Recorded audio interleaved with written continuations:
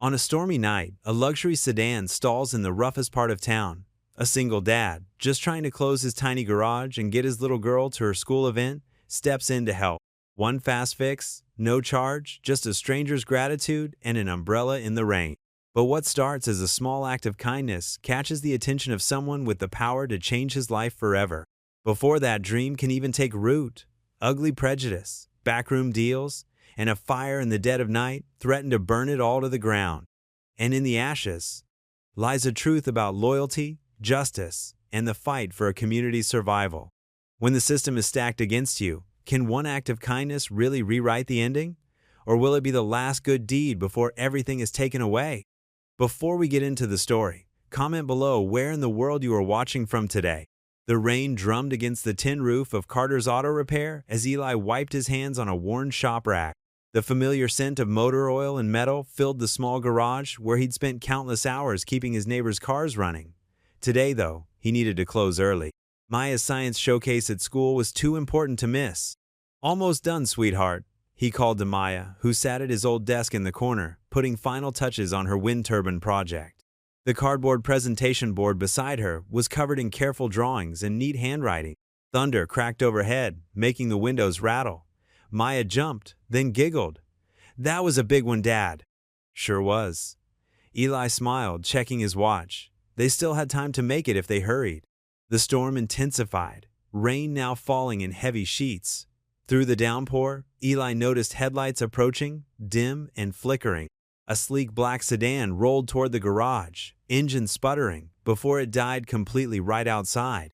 A woman emerged from the driver's side, rushing through the rain toward the shelter of the garage. Despite the weather, she carried herself with unmistakable authority in her tailored business suit. She glanced around at the boarded-up storefronts nearby, her expression a mix of frustration and unease. "Are you still open?" she asked, brushing water from her sleeve. "My car just died." "Was about to close up, actually," Eli said carefully. He recognized that look, the one city folks got when they ended up in this part of town by accident. "But let's take a quick look. I'm Eli Carter." "Victoria Hale," she replied, extending her hand after a slight hesitation. "I have an important meeting, and my driver called in sick. Then the GPS routed me through here, and now this." Eli nodded, already moving toward her car. "Mind popping the hood?" Victoria pressed the release, and Eli raised the hood, using his flashlight to examine the engine. The rain pattered against his back as he leaned in. "How long were the headlights dimming before it died?" he asked. "Maybe 10 minutes. Everything just started getting weaker until it stopped completely." She stood under the garage overhang, arms crossed. Eli tested a few connections, then straightened up. "Good news is, I know what's wrong. Bad news is, you've got a failed alternator and a loose connector. That's why your battery wasn't charging properly." Victoria sighed, checking her phone. "Dead too, of course. How long will repairs take, and can you even?" She glanced around the modest garage. "I can fix it," Eli said simply, used to people underestimating his capabilities. "I've got the parts in stock. Should have you back on the road in about 40 minutes. Maya appeared beside him, rain boots already on. "Dad's the best mechanic ever. He was in the Army motor pool." Victoria's expression softened slightly at Maya's earnest declaration. "The Army?" "Yes, ma'am. 8 years." Eli patted Maya's shoulder. "This is my daughter, Maya. We were actually heading to her school showcase, but we've got time to help you first." "Oh, I don't want to make you late for that," Victoria said, but Eli was already wheeling his tool cart toward her car. "We'll make it work," he assured her, grabbing what he needed. To Maya, he added, "Honey, can you get the alternator from Bay 3, the one we just got in this morning?" Maya darted off eagerly while Eli got to work, humming an old hymn under his breath, as he often did when concentrating. The rain continued its steady rhythm on the roof, as he quickly but carefully disconnected the failed alternator. Victoria watched with growing interest as Eli's skilled hands made quick work of the repair. Maya returned with the part and stayed nearby, occasionally handing him tools before he even asked for them. "You're quite good at this," Victoria observed. "Had lots of practice," Eli replied, focused on securing the new alternator. "In the Army, you learn to fix things fast and right the first time. Lives depend on it." The repair progressed smoothly as Eli worked methodically through each step. Maya explained her wind turbine project to Victoria, who listened with surprising attention, asking thoughtful questions about the design. Finally, Eli closed the hood with a solid thunk. That should do it. Let's start her up and make sure everything's running right. Victoria slid behind the wheel and turned the key. The engine purred to life, all lights burning bright and clear. Relief washed over her face as she checked the dashboard. Perfect, Eli said, satisfied. He grabbed his clipboard and quickly wrote up the invoice, hesitating before marking down only the cost of parts. Victoria emerged from the car, already reaching for her purse. What do I owe you? Parts came to $150 even, he said, handing her the invoice. That's all I'm charging today. She stared at the paper. But the labor? This is far too little. Eli shook his head. You got somewhere important to be, and we need to get to Maya's showcase. Parts cost is fine. Thunder rumbled again as Victoria studied him, clearly unused to this kind of treatment. After a moment, she pulled out her wallet and handed him her corporate credit card. While running the payment, Eli noticed Maya anxiously checking the time. They'd still make it, but it would be close. As he handed back her card, Victoria paused. Rain continued hammering the roof, but for a moment, the space between them felt quiet. She seemed to be seeing the garage bed him properly for the first time. Here, Eli said, reaching for his umbrella, his only one, hanging by the door. Take this. Stay dry for your meeting. Victoria accepted it slowly, something shifting in her expression. Thank you, Mr. Carter. You've been extraordinarily kind. Maya tugged at Eli's sleeve. Dad, we should go. Right you are, sweetheart. He turned back to Victoria. Drive safe, Miss Hale. As they prepared to leave, Victoria reached into her purse and pulled out a business card. Wait, she said, holding it out to Eli. I have a proposition for you. Under the hood, Eli's hands moved with practiced efficiency, his flashlight beam catching the telltale signs of trouble. The alternator's connections had worked loose, and one of the mounting brackets showed stress fatigue, nothing he hadn't fixed 100 times before. Victoria paced near the garage entrance, repeatedly checking her phone. No signal at all now, she muttered, frowning at the dark screen. Power's probably out in patches from the storm, Eli explained, already reaching for his toolbox. Maya, honey, can you grab me the 10mm socket? Maya hopped up from her desk, pigtails bouncing. She knew her father's tools as well as her own colored pencils. The short one or the long one? Short one this time. He winked at her. And maybe that new connector from the top drawer? Victoria watched their easy interaction, her tense shoulders relaxing slightly. Maya skipped over with the requested items, handling them with surprising care for a 9-year-old. You're lucky, Ms. Hale, Maya said matter-of-factly. Dad's the best mechanic in town. He even fixed Pastor Jim's car when nobody else could figure out what was wrong with it. Eli ducked his head, focusing on the repair. Maya likes to talk me up, he said softly. But this is a straightforward fix. Shouldn't take more than 20 minutes. Thunder rolled again as he worked, the rain creating a steady rhythm on the roof. Maya returned to her project but kept glancing over, clearly interested in the repair. Victoria's eyes darted between the gathering darkness outside and her dead phone, then around the garage's worn but meticulously organized interior. You've been here long? She asked, trying to mask her unease with polite conversation. Going on 15 years. Eli replied, his voice slightly muffled as he leaned further under the hood. Started right after my Army service. The neighborhood's changed some, but good people still live here. He straightened up, wiping his hands. Maya, could you pass me that electrical tape? When she brought it over, he added, and maybe show Miss Hale your science project while I finish up, might help pass the time? Maya's face lit up. Want to see my wind turbine? I made it from recycled parts Dad helped me find in the shop. Victoria found herself drawn into Maya's enthusiasm. The girl pulled her over to the desk, explaining how she'd adapted computer fan blades and built a simple generator. Her technical understanding was impressive for her age. You're an engineer in the making, Victoria commented, genuine admiration in her voice. That's what I want to be, Maya beamed. Dad says I get my smarts from my mom. She was a nurse, but she was really good at fixing things too. A shadow passed over Eli's face at the mention of his late wife, but his hands never faltered in their work. He made a final adjustment, then closed the hood with a solid thunk. That should do it, he announced, moving to the driver's side. The engine turned over immediately, purring smoothly. New connector, tighten mounting bracket, and check the belt while I was in there. You shouldn't have any more trouble. Victoria reached for her purse. "What do I owe you? And please, let me add something extra for taking you away from closing up." Eli shook his head. "Parts were $38 even. That's all. But surely your time." "Ma'am, you've got somewhere to be," he said simply. "And we've got a science showcase to get to." He glanced at the rain still coming down. "Here, take my umbrella for the walk to your car. It's not much, but it'll keep you dry." Victoria stared at him, clearly unused to this kind of treatment. Thank you. At least take my card. My company always needs reliable mechanics."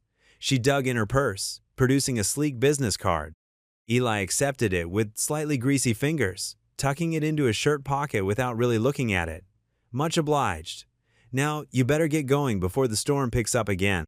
Maya was already pulling on her rain boots, gathering up her project materials. "Dad, we're gonna be late." "Coming, sweetheart." Eli handed Victoria his umbrella, a sturdy black one with a wooden handle. "Just drop it at the coffee shop next door when you're done. Mrs. Chin will hold it for me." Victoria took the umbrella, still seeming slightly bewildered by the entire interaction. She watched as Eli quickly tidied his tools, then helped Maya wrap her project in plastic against the rain. "Really, Mr. Carter, I can't thank you enough," she said as they all moved toward the door. "Just doing my job, ma'am." He ushered Maya out, then turned to lock up the garage. The security gate rolled down with a rattling sound that barely carried over the storm. "Come on, Dad." Maya was already splashing in a puddle, her project held high above her head. "Careful with that turbine," Eli called, pocketing his keys. He gave Victoria a final nod before jogging after his daughter, both of them disappearing into the rain-swept evening.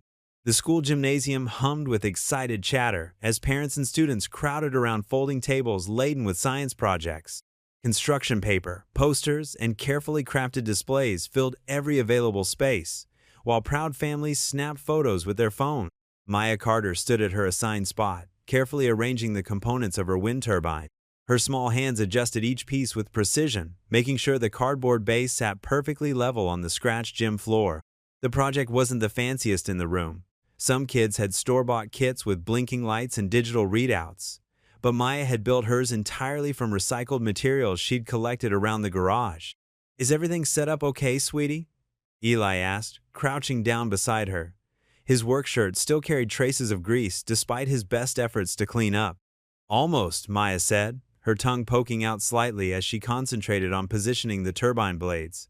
"I just need to plug it in, and then the wind will make the lights work." Eli helped her connect the power cord to the nearest outlet. They'd tested it dozens of times at home, and Maya had explained the science behind it to him until he could recite it back. The little LED lights she'd salvaged from old Christmas decorations were supposed to illuminate when the turbine spun, demonstrating how wind power could generate electricity. "Ready?" Maya asked, reaching for the small fan they'd brought to simulate wind. Eli nodded, and Maya flipped the switch. For a moment, nothing happened. Then the lights in their corner of the gym flickered once, twice, and went dark with a soft pop. "Oh no," Maya whispered, her face falling. Other parents and children turned to look as a section of the gymnasium lost power. Maya's shoulders slumped, and Eli could see tears forming in her eyes. "It's okay, sweetheart," he said quickly, giving her shoulder a squeeze. "Maybe it's just the circuit breaker. We can." "Excuse me," a familiar voice called out. "I believe this belongs to you." They turned to see Victoria Hale walking toward them, Eli's borrowed umbrella in hand. She was still in her business suit but had somehow managed to look completely put together despite the rain. Her heels clicked against the gym floor as she approached. "Miss Hale?" Maya's eyes widened in surprise. Victoria smiled warmly. "I wanted to return this and say thank you again for the repair." She glanced at the darkened project. "Having some technical difficulties?" Maya nodded sadly. "The power went out. Now no one will be able to see how wind energy can light up a whole house." "Wind energy?" Victoria's eyes lit up with interest. She set down her leather briefcase and knelt to examine Maya's project. "You know, I think I might have something that could help." She reached into her bag and pulled out a sleek black device about the size of a paperback book. "This is a prototype battery we're developing for our electric vehicle program. It's completely portable and holds quite a charge." Maya's eyes grew even wider. "Really? You'd let me use it?" "Of course. Here, let me show you how it works." Victoria knelt beside Maya, their heads bent together over the project. She pointed out the connection ports and explained how to regulate the power flow, speaking to Maya not as a child but as a fellow engineer. Eli watched in amazement as his daughter absorbed every word, asking intelligent questions that made Victoria smile with approval. Together, they carefully connected the battery to Maya's turbine setup. "Okay," Victoria said, sitting back on her heels. "Try it now." Maya switched on the fan, and this time the turbine blades began to spin smoothly. One by one, the LED lights flickered to life, creating a warm glow that illuminated her carefully drawn diagram of a neighborhood powered by wind energy. "It works!" Maya bounced on her toes, clapping her hands. "Look, Dad, it really works!" Other families began gathering around, drawn by Maya's excitement and the working display. Parents murmured appreciatively as Maya launched into her prepared presentation, explaining how wind power could help communities save money and protect the environment. "That's quite an impressive young engineer you're raising," Victoria said quietly to Eli as they watched Maya gesture enthusiastically to her audience. "She gets her brains from her mother," Eli replied softly, "and her determination from, well, probably her mother too." Mrs. Thompson, Maya's science teacher, worked her way through the crowd with her phone raised. "This is wonderful. Would you mind if I took a picture for the school's social media? It's not every day we have a CEO helping one of our students." Maya beamed, standing proudly beside her project. Victoria moved to join her, and after a moment's hesitation, reached out to include Eli in the photo as well. The three of them gathered around the gently spinning turbine, its lights casting a warm glow on their faces. "Perfect," Mrs. Thompson said, tapping at her phone. "I'll caption it. CEO helps students save her project. This is exactly the kind of community involvement we love to see." Eli caught Victoria's eye over Maya's head, and they shared a smile, genuine, warm, and completely unexpected. In that moment, they weren't a corporate executive and a small-town mechanic, but simply two people brought together by a child's dream of making the world a little bit better. The storm clouds had finally broken, leaving behind puddles that reflected the emerging stars. Outside the school gymnasium, the air felt fresh and clean, carrying the sweet scent of rain-soaked earth. Eli Carter walked beside Victoria Hale, their footsteps echoing on the wet pavement as they headed toward the parking lot where her sedan waited. "I really can't thank you enough," Victoria said, her heels clicking steadily beside Eli's work boots. "First the car, and then that battery for Maya's project. It worked out perfectly." "Maya did all the hard work," Eli replied, ducking his head slightly. "She's been planning that turbine for weeks. Nearly drove me crazy explaining all the physics behind it." Victoria smiled, her professional demeanor softening. "She's quite remarkable. The way she understood exactly how to connect that prototype battery, most adults wouldn't have figured that out so quickly." They reached Victoria's car, its black paint now gleaming under the parking lot lights.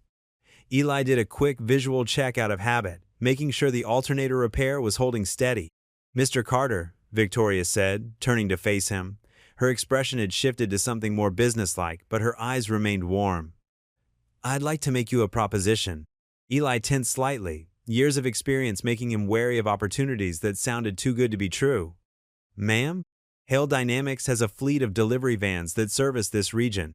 We currently contract out all our maintenance work, but I'm not entirely satisfied with our current arrangement." She reached into her purse and pulled out a business card, offering it to him. "I'd like to start with a pilot program. Just a few vans at first. See how it goes." Eli took the card carefully, reading the embossed letters. "Victoria Hale, CEO." His throat felt dry. That's a mighty big opportunity, Miss Hale." "It's a small start," she corrected gently. 3 vans, regular maintenance and repairs. If it works out, we can discuss expanding the arrangement." She glanced around at the modest neighborhood surrounding the school. "I've learned to trust actions over appearances, Mr. Carter. You did quality work today, and you did it with integrity." Eli turned the card over in his hands, thinking of the mortgage on the garage, of Maya's college fund that was still too empty, of the 2 local boys who kept asking if he had any apprentice positions available. "I'll email you the details tomorrow," Victoria continued. "Take some time to look them over. We can set up a proper meeting next week to discuss terms." "I appreciate the offer," Eli said slowly. "But I should be upfront. My shop isn't fancy. No computerized diagnostic systems or automated lifts. Just tools, experience, and honest work." Victoria extended her hand.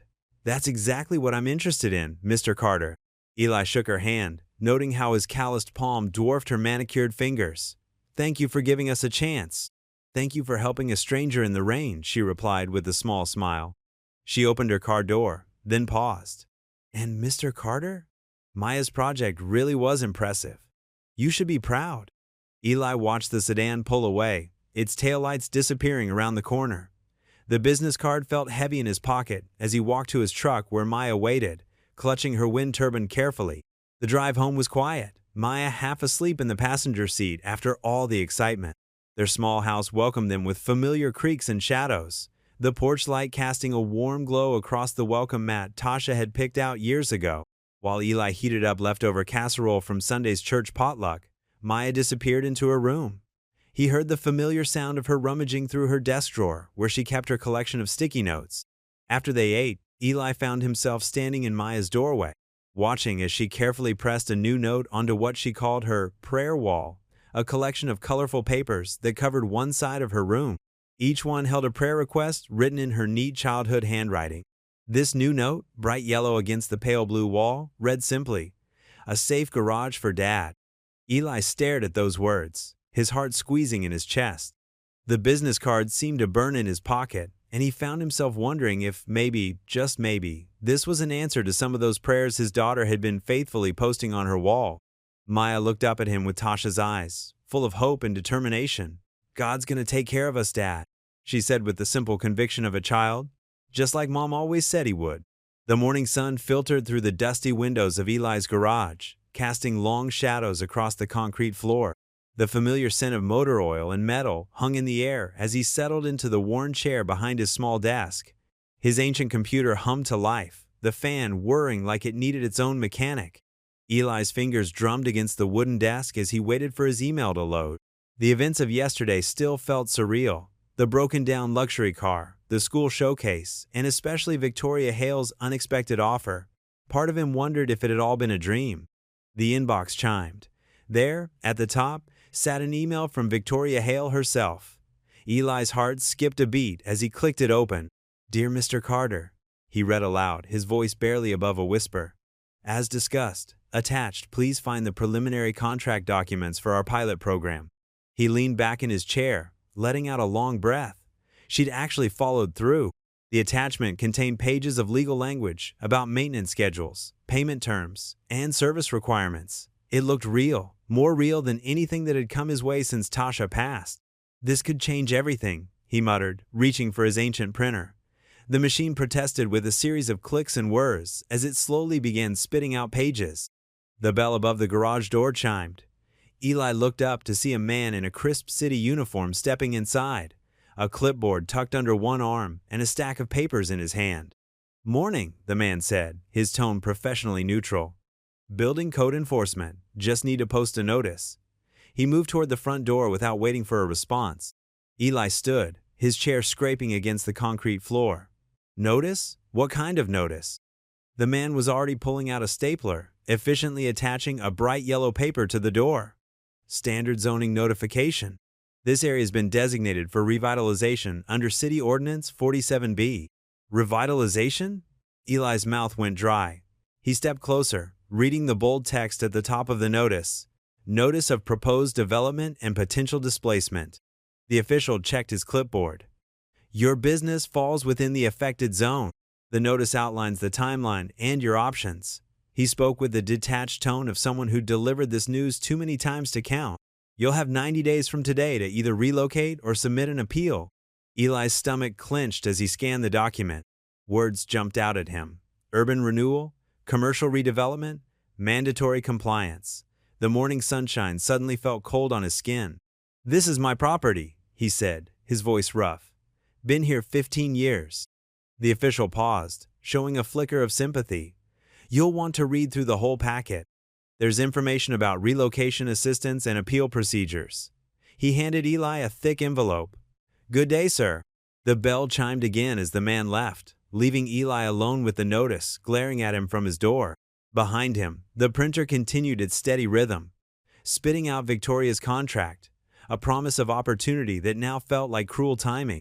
He spent the rest of the day working on cars, trying to lose himself in the familiar rhythms of repairs and maintenance. But his eyes kept drifting to that yellow paper, its edges curling slightly in the afternoon breeze that snuck through the door's weather stripping. Mrs. Greer brought her old Buick in for its regular oil change, and he could barely focus on their usual friendly chat. Mr. Washington stopped by to ask about a rattling noise in his pickup, but Eli's mind kept wandering to calculations. How much it would cost to move, where he could go, whether he could afford to fight this. The sun was setting when he finally finished his last job of the day. The garage grew quiet, except for the soft ticking of cooling engines and the distant sound of traffic. Eli stood in the doorway, staring at the notice. In the dying light, its yellow color seemed to mock him, bright against the worn paint of his door. His hand shook slightly as he reached for his keys. The familiar routine of closing up felt different tonight. Checking the tools, turning off the lights, setting the old security system. Each action reminded him that soon this might not be his place anymore. As he stepped outside and turned to lock up, the evening wind caught the notice, making it flutter like a yellow flag of surrender. Eli's shoulders slumped as he secured the deadbolt, the click echoing in the empty street. The notice continued its restless dance in the wind as he walked away, each flutter a reminder of how quickly dreams could turn to dust. The Saturday morning sun beat down on the garage lot, where dozens of neighbors had gathered, armed with paintbrushes, cleaning supplies, and enough food to feed an army. The air smelled of barbecue smoke and fresh paint, mixing with the lingering scent of motor oil from the garage. Deacon Ruth Alvarez directed traffic from her folding chair, a paper plate of Mrs. Greer's famous potato salad balanced on her lap. A little more blue on that cloud section. She called out to the teenagers working on the mural. Remember, we're restoring it exactly as it was. The mural stretched across the garage's side wall, a tribute to local heroes who'd shaped their community. At its center stood Tasha Carter in her nurse's scrubs, surrounded by other figures who'd left their mark on the neighborhood. Mrs. Greer shuffled between small groups, her cane tapping against the concrete as she shared stories about each person depicted in the mural. "That's Dr. Wilson there," she explained to a young boy. "Delivered half the babies in this neighborhood, including your mama." Eli worked steadily, replacing old security cameras with new ones donated by the church. His t-shirt was already soaked with sweat, but he couldn't stop smiling. Maya darted between helper groups, delivering cold water bottles from a cooler and offering encouragement to everyone working. "Looking good, folks," Eli called out, climbing down his ladder. "Those cameras should help with our compliance requirements." A sleek silver car pulled up quietly across the street. Victoria Hale stepped out, dressed casually in jeans and a blouse, so different from her usual corporate attire. She hung back, watching the scene unfold before her. Deacon Ruth spotted her first. "Well, look who's here," she said, but kept her voice low, sensing Victoria's desire to observe without drawing attention. Victoria made her way toward the garage entrance, slipping inside while the community celebrated outside. The interior was cool and dim compared to the bright sunshine. She took in the familiar sight of tools and equipment, all meticulously organized despite the building's age. That's when she saw it, the prayer wall. Dozens of colorful sticky notes covered a section of wall near Eli's desk, each one written in Maya's careful child's handwriting. Victoria stepped closer, reading them one by one. "Please help Mrs. Johnson's arthritis. Thank you for Daddy's smile today. Help the teenagers who need jobs. Keep our neighborhood together." Victoria's hand trembled slightly as she read the note in the center. "A safe garage for Dad." The simple words carried the weight of a child's complete faith and fear. Without quite knowing why, she carefully peeled the note off the wall and slipped it into her pocket. Outside, the festivities continued. Someone had started playing music from a portable speaker, old soul classics that had several people dancing as they worked. Eli's laugh carried through the open door as he helped serve barbecue to a line of neighbors. Mrs. Greer appeared beside Victoria, making her jump slightly. "Quite a difference from your boardroom, isn't it?" the older woman asked, her keen eyes missing nothing. "Yes," Victoria admitted. "It's alive here." Mrs. Greer nodded. "That's because it's more than just a business. This garage is a heart. Take it away, and a piece of this community dies with it." Victoria watched as Maya ran up to her father with a paintbrush, blue paint somehow smeared across her forehead. Eli wiped it away with his thumb, both of them laughing. The mural behind them was nearly finished, Tasha's painted eyes seeming to watch over them all. The zoning board doesn't see that, Victoria said quietly. No, Mrs. Greer agreed. They see numbers on paper, property values, progress. She spoke the last word like it tasted bitter. But you see it now, don't you? Victoria nodded, her throat tight. She watched Deacon Ruth lead a prayer over the food, watched how naturally everyone joined hands, young and old, all backgrounds together. Eli stood in their midst, belongingness radiating from him like light. She turned to leave, her designer shoes crunching on the gravel lot. At her car, Victoria paused and looked back one last time. Eli was now arm wrestling with one of the teenage volunteers, while others cheered them on. The painted figures in the mural seemed to smile down at the scene. Her hand brushed against the sticky note in her pocket. In her world of quarterly reports and shareholder meetings, such simple prayers had no place. Yet here, in this lot with its mismatched chairs and paper plates, those prayers felt more real than any corporate mission statement she'd ever written. Victoria slid into her car, the leather seats a stark contrast to the plastic folding chairs outside. Through her windshield, she could see everything her world of high finance labeled as insufficient or high risk, and for the first time, those labels felt completely wrong. Victoria Hale stood at the head of the mahogany conference table, her presentation slides glowing behind her. Morning sunlight streamed through the floor-to-ceiling windows of Hale Dynamics' executive boardroom, casting long shadows across the plush carpet. As you can see from the proposal, Victoria gestured to the screen, Carter's Automotive Services has an excellent track record of reliable repairs. Their response times are consistently under industry standard, and the initial assessment of their facility shows they can handle our local fleet requirements. She clicked to the next slide, showing pictures of Eli's garage. The images had been taken after Saturday's cleanup, fresh paint, new security cameras, and a welcoming facade that spoke of care and community pride. Owen Briggs shifted in his leather chair, absently adjusting his silk tie. His perfectly pressed suit and carefully styled silver hair projected an image of corporate authority. He cleared his throat, a sound Victoria had learned to recognize as trouble brewing. If I may, Owen's voice carried that particular tone of polite concern that always preceded opposition. I have some reservations about this proposal. He opened a leather portfolio, pulling out several carefully arranged documents. The location presents significant security concerns. He continued, spreading the papers in front of him. Our risk assessment team has flagged several incidents in that zip code over the past year. He slid a crime statistics report across the table. Victoria kept her expression neutral, though her jaw tightened slightly. Those statistics are for the entire district, Owen. The immediate area around Carter's Automotive has shown steady improvement, particularly with recent community initiatives. Nevertheless, Owen pressed, his fingers drumming lightly on the table, we have to consider our responsibility to our drivers and our equipment. The current security measures at this establishment seem rather basic compared to our usual vendors. Other board members began flipping through the packets Owen had distributed. Victoria noticed several frowns forming as they reviewed the carefully curated data. Mr. Carter has installed new security systems.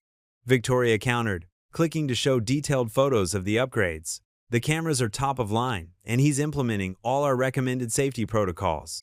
With all due respect, Owen leaned forward, his voice taking on an air of practiced patience. We're talking about millions of dollars worth of fleet vehicles. Our shareholders expect us to maintain certain standards. He pulled another document from his portfolio. I took the liberty of reaching out to Briggs Automotive Services. They're a regional chain with an established track record of corporate fleet management. Victoria felt her temperature rising but kept her voice steady. Briggs charges nearly double the standard rate, and their customer satisfaction scores are mediocre at best. But they have a proven system, Owen argued, now displaying his own slides on the screen. Digital scheduling, standardized pricing, comprehensive insurance coverage. He paused meaningfully. And their facilities are in more appropriate areas. The coded language hung in the air like smoke. Victoria watched several board members nodding along, and her frustration grew. Let's be clear about what we're really discussing, Victoria said, her tone firm. Carter's Automotive offers superior service at competitive rates. They've already demonstrated their capability and commitment when they serviced my vehicle last week. The only real objection seems to be their zip code, and I would remind everyone of our company's stated commitment to community investment and diversity in our vendor relationships. Owen's smile remained pleasant, but his eyes hardened. No one is questioning our commitment to diversity, Victoria. We simply need to ensure our partners meet certain professional standards. He distributed another set of documents. These liability projections suggest significant risk exposure if we proceed with an unproven vendor in that location.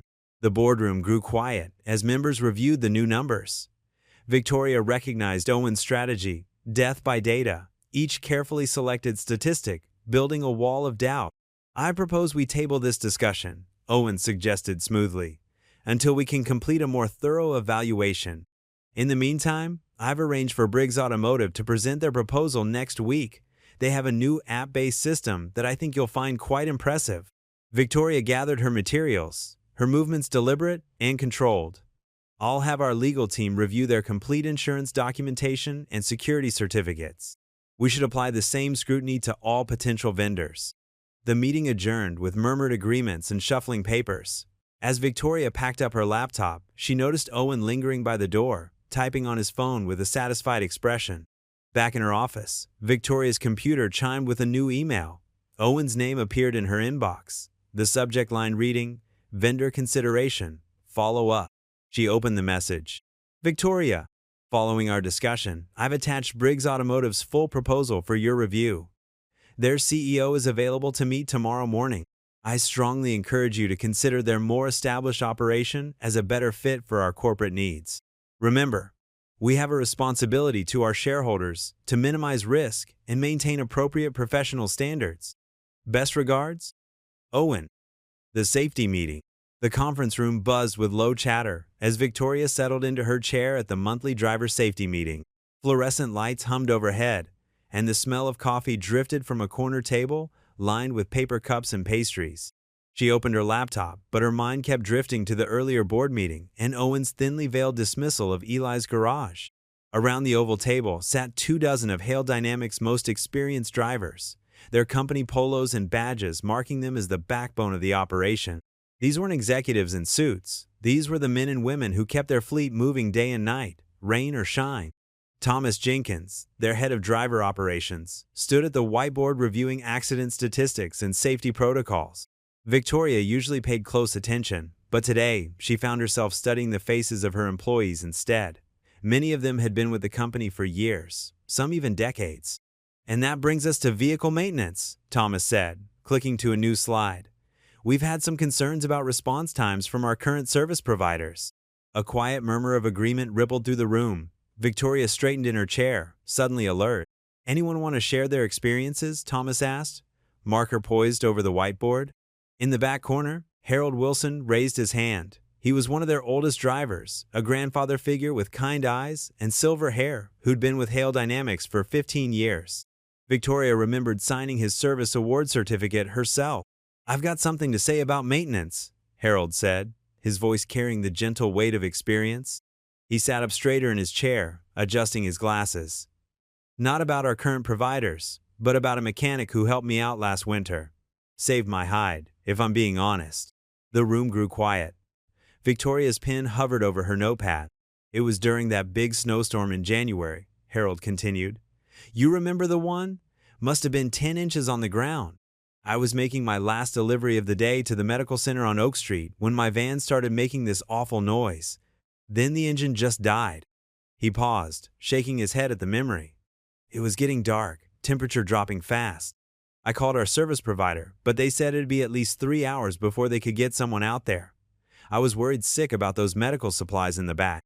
Victoria leaned forward slightly, a familiar feeling stirring in her chest. "That's when this mechanic, Eli Carter's his name, he came out of his garage across the street. Didn't even have to ask for help. He just walked right over in that heavy snow, tools in hand." Harold's face softened with the memory. "Spent 2 hours working on that van in the freezing cold. Wouldn't quit until he got it running." Several heads nodded around the table. A woman 2 seats down, Marie, Victoria remembered, spoke up. "Carter's Automotive? I know that place. He helped me too, about 6 months ago. Battery died while I was delivering to the clinic. He had me back on the road in 30 minutes. But that's not even the best part," Harold continued, his voice warming. "When he finally got my van started, he insisted on following me all the way home in his own truck. Said he wanted to make sure I made it safe, given the weather. Must have been another hour of his time, just trailing behind me through those snowy streets. Victoria's pen moved across her notepad, capturing every detail. Her earlier frustration with Owen's dismissal crystallized into something sharper, more determined. Wouldn't take any payment either, Harold added, shaking his head in admiration. Said it was just the right thing to do. You don't find many people like that anymore. Another driver, James, nodded vigorously. My cousin had his car fixed there last month. Said Carter treated him like family, explained everything he was doing, even showed him how to spot the problem if it happened again. More voices joined in, sharing similar stories. Victoria sat back, listening as driver after driver spoke about Eli's integrity, his skill, his dedication to helping people regardless of circumstances. Thomas tried to steer the conversation back to the official agenda, but Victoria barely heard him. She was too busy thinking about the stark contrast between what she'd heard in the boardroom this morning and what she was hearing now. Owen's statistics and risk assessments suddenly seemed hollow compared to these real experiences, these human stories. The meeting continued, but Victoria's decision was already made. She thought about Maya's wind turbine project, about Eli's refused payment, about Harold standing in the snow. She thought about the prayer wall in the garage and the fresh paint covering old scars on the building's walls. She pulled out her phone and began typing a message to her assistant. Schedule an emergency board meeting for tomorrow morning. Full attendance required. The rest of the safety meeting passed in a blur of protocols and procedures, but Victoria's mind was already mapping out her strategy. Owen's polished presentations and corporate metrics weren't going to win this one. Not against the power of real people telling real stories about a man who understood that business was about more than just bottom lines. As the meeting wrapped up, Harold approached her, his weathered hands gripping his coffee cup. Ms. Hale, I hope I didn't speak out of turn about Mr. Carter. Just felt like somebody should know what kind of person he is. Victoria smiled, warmth reaching her eyes. No, Mr. Wilson, you spoke exactly when you needed to. She gathered her things, her movements filled with fresh purpose. Thank you for sharing your story. It matters more than you know. The morning sun streamed through the garage's windows, casting long shadows across the concrete floor. Eli wiped his hands on a shop rag, his phone buzzing in his pocket. When he saw Victoria's name on the screen, his heart skipped a beat. Mr. Carter? Victoria's voice carried a warmth he hadn't heard before. I have some news. Eli leaned against his workbench, trying to keep his voice steady. Good morning, Ms. Hale. The board just approved the pilot program. 90 days, starting next week. We'll have the contracts ready tomorrow. Eli closed his eyes, relief washing over him like a cool breeze. Thank you, he managed. I appreciate the chance. You earned it, Victoria said firmly. There's an advance coming your way for equipment upgrades. And Eli? This is just the beginning. After hanging up, Eli stood there for a moment. The familiar sense of oil and metal surrounding him. Through the office window, he could see Maya at her homework table, colored pencils scattered around her as she worked on something. Maya, he called out. Come here, baby girl. I've got news. She bounced into the garage, pigtails swinging. Did Ms. Victoria call? Did we get it? He scooped her up in a hug, not caring about the grease on his coveralls. We sure did. Maya squealed with delight. Can I design the logo now? Please? First things first, Eli said, setting her down. We need to make some calls. That afternoon, Eli sat with Deacon Ruth in the church office, reviewing applications from young people in the congregation who needed work. Two names stood out, Marcus Johnson and Deshaun Williams, both 19 and eager to learn a trade. They're good boys, Ruth said, her weathered hands smoothing the papers. Just need someone to give them a chance. Eli nodded, remembering his own start as a young army mechanic. Tell them to come by tomorrow morning. We'll start with the basics. The next few days passed in a blur of activity. Marcus and Deshaun proved quick learners, their enthusiasm infectious as they organized tools and learned the shop's layout. Maya spent hours at her desk, drawing design after design for the new logo. Her tongue stuck out in concentration. The advance from Hale Dynamics arrived, allowing Eli to order new diagnostic equipment and replace some aging tools. Each delivery felt like Christmas morning, with Maya insisting on helping to unpack everything and find it a proper home. Dad, look, she called one afternoon, holding up her final logo design. It featured a stylized wrench forming the C in Carter, with rays of light behind it like a rising sun. Do you like it? Eli studied the drawing, pride swelling in his chest. It's perfect, baby. Just perfect. The local news caught wind of the story through social media. A reporter and cameraman showed up one morning, wanting to cover what they called the kindness contract. Eli tried to deflect the attention, but Maya charmed them with her detailed explanation of how she designed the logo. And see, the light means hope, she told the reporter, pointing to her drawing, because that's what Dad gives people when he fixes their cars. The story aired that evening, showing Eli working alongside his new apprentices, Maya's logo prominently displayed. The reporter emphasized how a chance encounter in the rain had led to this opportunity, dubbing it a modern-day parable about the rewards of kindness. What happened next surprised everyone. People started showing up at the garage, not with cars to fix, but with small gifts and donations. Mrs. Chin from the corner store brought homemade dumplings. The hardware store owner dropped off a box of supplies, just because. An envelope arrived with a check from an anonymous donor, marked simply, "For tools." Marcus and Deshawn stayed late that evening, helping to organize the new equipment. They moved with growing confidence, already picking up Eli's habits of keeping everything in its place. "Y'all head on home," Eli told them as the sun began to set. "We've got a big day tomorrow." After they left, Eli walked through the garage, running his hand along the new toolboxes. Maya's logo had been painted on the wall, still drying, the colors rich and warm in the evening light.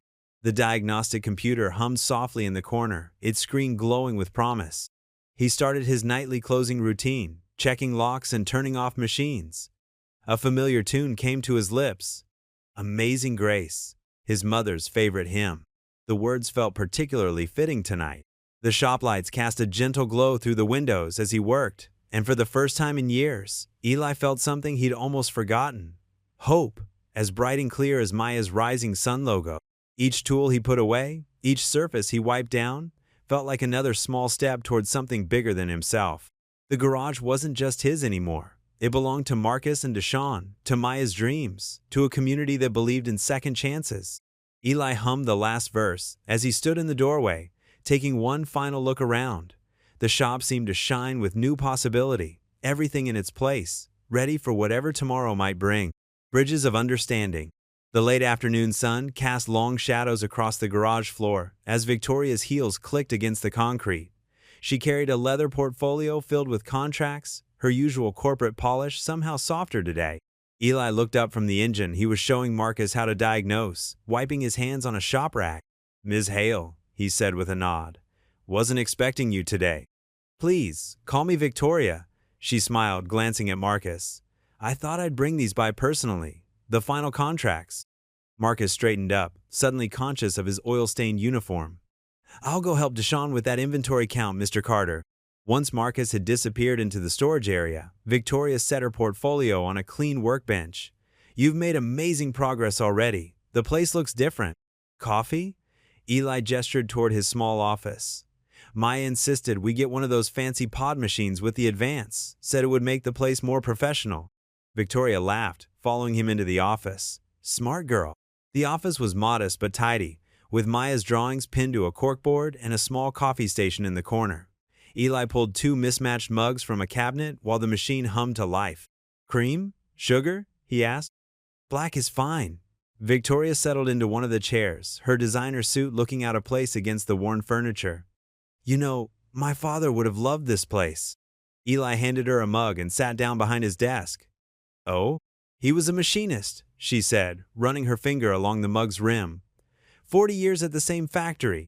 I used to love visiting him at work, the smell of metal and oil, the sound of tools clicking." She paused, taking a sip. "I haven't thought about that in years." "What happened to him?" "Retired 5 years ago. Lives in Florida now." Victoria's voice carried a hint of regret. "I don't visit as often as I should. Somewhere along the way, I think I started being embarrassed by where I came from. Stupid, really." Eli nodded slowly. "We all get lost sometimes. After Tasha died, I nearly sold this place. Couldn't bear looking at the tools we'd bought together, the plans we'd made." Victoria set her mug down carefully. "Maya's mother?" "Yeah." Eli's eyes drifted to a small photo on his desk. A woman in scrubs, her smile bright and confident. She was a nurse at County General. Had this way of making everyone feel cared for, you know? During the big flood 3 years ago, she organized a makeshift clinic right here in the garage. Worked 36 hours straight. Victoria's eyes widened. The flood clinic? My mother was treated there. She'd fallen trying to save some photos from our old house. Her voice trailed off as she studied the photograph more closely. Wait, I remember her. Your wife. She sang hymns while she worked, kept everyone calm. That was Tasha. Eli's voice grew soft. She always said music was God's medicine. They sat in comfortable silence for a moment, the distant sounds of Marcus and Deshawn's laughter drifting in from the storage room. Would you show me the mural? Victoria asked suddenly. I've seen it from the street, but… Eli stood, gesturing for her to follow. They walked out the side door to where the large mural covered the garage's exterior wall. Local heroes painted in vibrant colors, teachers, pastors, first responders, and there in the center, Tasha, in her scrubs, surrounded by people seeking help during the flood. Victoria stepped closer, touching the wall gently. She wrapped my mother's ankle, insisted on calling me personally to explain the care instructions, even though she must have been exhausted. She turned to Eli. I had no idea she was your wife. This town gets smaller every day, Eli finished. They stood there, studying the mural as the setting sun painted the sky in shades of pink and gold. When Victoria finally extended her hand, it wasn't the crisp business handshake from their first meeting. This was warmer, more real. Thank you for the coffee, Eli, she said, and for reminding me where I come from. Eli shook her hand, noticing how the corporate mask had slipped away, revealing something more genuine underneath. Thank you for giving us a chance. As Victoria walked to her car, her heels clicking a steady rhythm, Eli remained by the mural, his hand resting near Tasha's painted face. Some days, he thought, the world had a way of drawing circles around people, connecting dots they never knew existed. The town hall's banquet room glowed with warm light from crystal chandeliers, a sharp contrast to its usual fluorescent practicality. Round tables draped in white cloth filled the space, each decorated with simple centerpieces of local wildflowers. The room buzzed with conversation as business leaders, city officials, and community members mingled over coffee and dessert. Eli tugged at his tie, feeling slightly out of place in his best suit, the one he usually reserved for Sunday services. Maya sat beside him in a new purple dress, her braids tied with matching ribbons, carefully arranged by Mrs. Greer that afternoon. She couldn't stop fidgeting with excitement, her engineer's notebook clutched tightly in her hand. You look just fine, Deacon Ruth whispered from his other side, patting his arm. Stop fussing. At the head table, Victoria stood to approach the podium, elegant in a navy blazer and pencil skirt. The room quieted as she tapped the microphone. Her smile was warm, genuine, so different from the frustrated woman who'd first stepped into his garage months ago. Good evening, everyone, she began. Thank you all for being here tonight. We're gathered to celebrate something remarkable, how a single act of kindness can spark real change in a community. She gestured toward Eli's table. 3 months ago, my car broke down in what some people called the wrong part of town. But what I found there was exactly right. A skilled mechanic who put helping others above profit, a father teaching his daughter the value of hard work and compassion, and a community that refuses to be defined by its struggles. Maya beamed up at her father, who squeezed her shoulder gently. The pilot program with Carter's Garage has exceeded every metric we set. Victoria continued. Response times, customer satisfaction, vehicle maintenance costs, all better than our corporate benchmarks. But the numbers don't tell the whole story. She pulled a small sticky note from her jacket pocket, yellow, slightly worn at the edges. This was on Maya Carter's prayer wall the day I first visited their garage. It reads, "A safe garage for Dad. Sometimes the simplest prayers carry the most weight." Eli felt his throat tighten. He hadn't known she'd seen that. Today, I'm proud to announce that if our final metrics hold, Hail Dynamics plans to expand this program statewide. Victoria's voice carried clear and strong. We're looking at partnering with independent garages across every major city where we operate. This isn't just about vehicle maintenance, it's about investing in communities that have been overlooked for too long.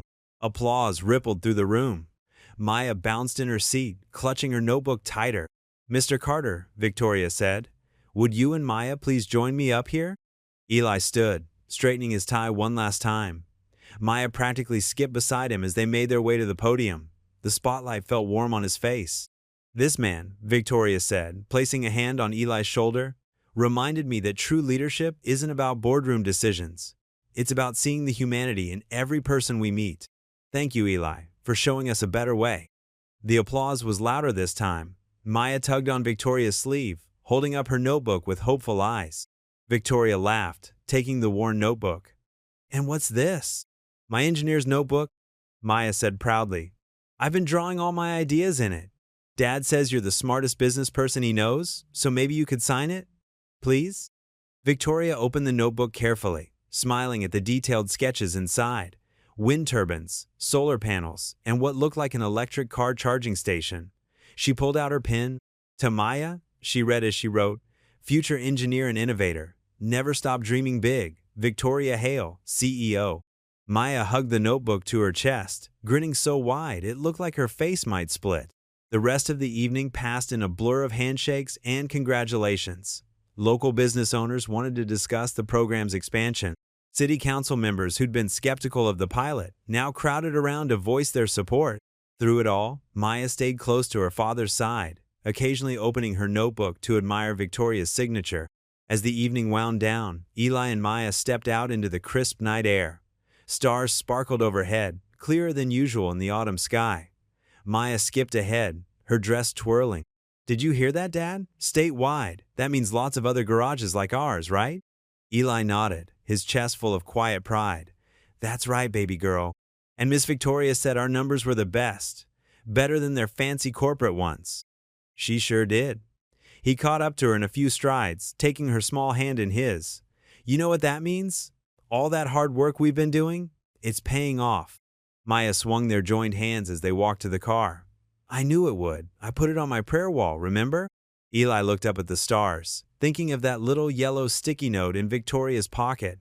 Sometimes blessings came wrapped in broken-down cars and rainstorm. Sometimes they came in the form of a CEO who remembered where she came from and a daughter who never stopped believing and answered prayers.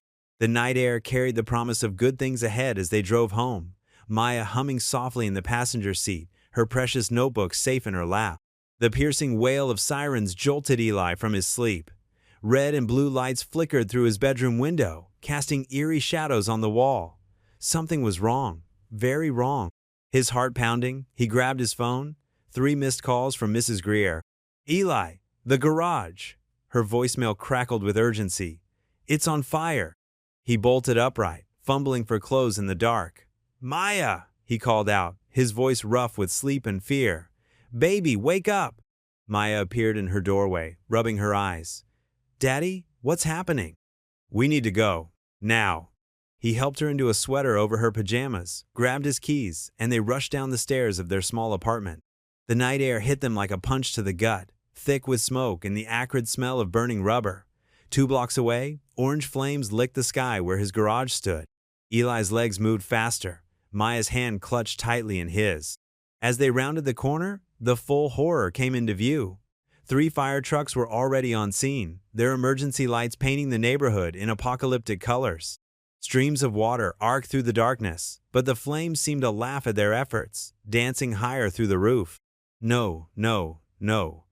The word tumbled from Eli's lips like a broken prayer. Mrs. Greer rushed to them, wrapping Maya in her arms. "I called as soon as I saw it from my window," she said, her voice shaking. "It happened so fast, Eli.